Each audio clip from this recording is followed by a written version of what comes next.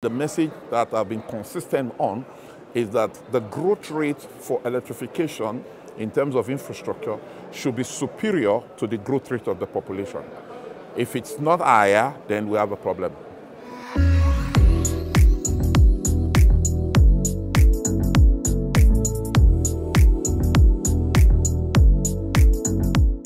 I think the biggest problem for me is the mindset.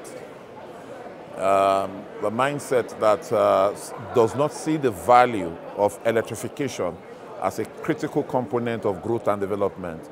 So if the government can start to have a mindset that prioritizes electricity supply, I think then we can begin to devote the resources required to be able to electrify Africa. The mindset up until now was more for investment for political reasons. People want to be loved, so they like to do those basic stuff. The big stuff, quite a number of countries shied away from taking the bold step in those areas. The population of Africa is increasing geometrically, and infrastructure is not even increasing arithmetically.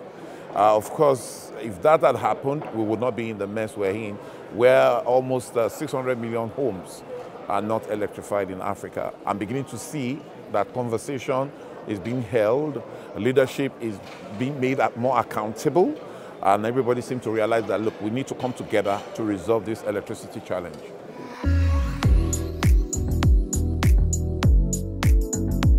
When I speak to leaders in Africa, mine has always been, how do I know what you value?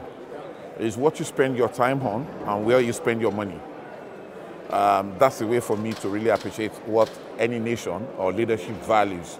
Until we begin to allocate the resources into the electricity infrastructure space in a manner that is superior to the growth in population, then we're not going to make a difference. So I'm beginning to see that, yes, prioritization of electricity infrastructure is beginning to be the order of the day in Africa. So I'm quite happy. It's slow, it's sluggish. I wish we can build a momentum, double on it, and really make electricity happen for us all in Africa.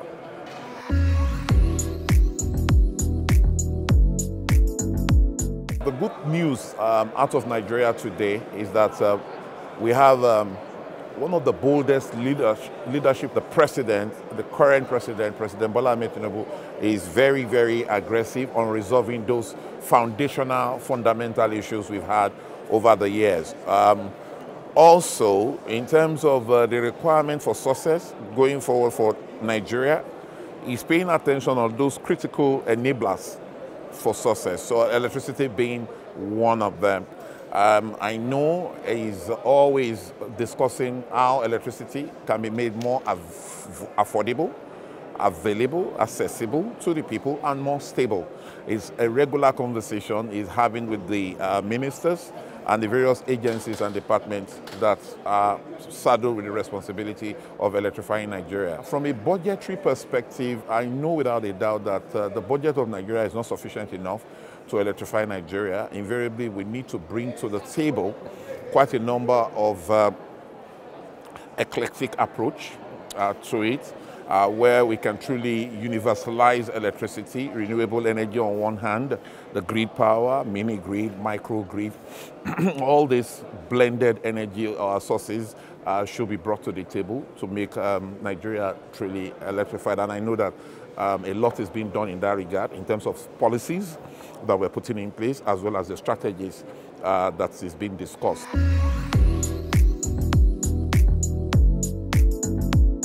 Part of what we've done is that Nigeria seems to have calibrated the strategy for energy along the line of oil, gas, and electricity. And what we've decided as a nation is that transition energy, transition fuel, gas is still something that is useful. And because we have so much of it in terms of reserve, it will make sense logically for us to exploit and explore the gas sources of energy. So much is being done in that regard, but we need to do more to ensure that all the power plants get enough gas for them to be able to operate. The second thing is the fact that we have another set of strategy for the served, the underserved, and the unserved.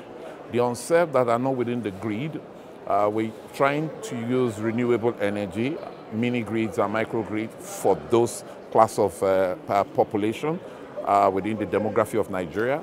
Whereas the served needs more power, 24 hours. We're doing approximately about 22 hours. And then the underserved is a blend of the two. Part of my own recommendation has always been that we locate we put more economic power in economic location, which is more for me, power for economic growth. The industries must be given premium power. They must have mandatory power, so to speak, at all times, because it is when the industries are working, we create employment. It is when the industries are working, we can export. It's when the industries are working, we can expand. The message that I've been consistent on is that the growth rate for electrification in terms of infrastructure should be superior to the growth rate of the population. If it's not higher, then we have a problem.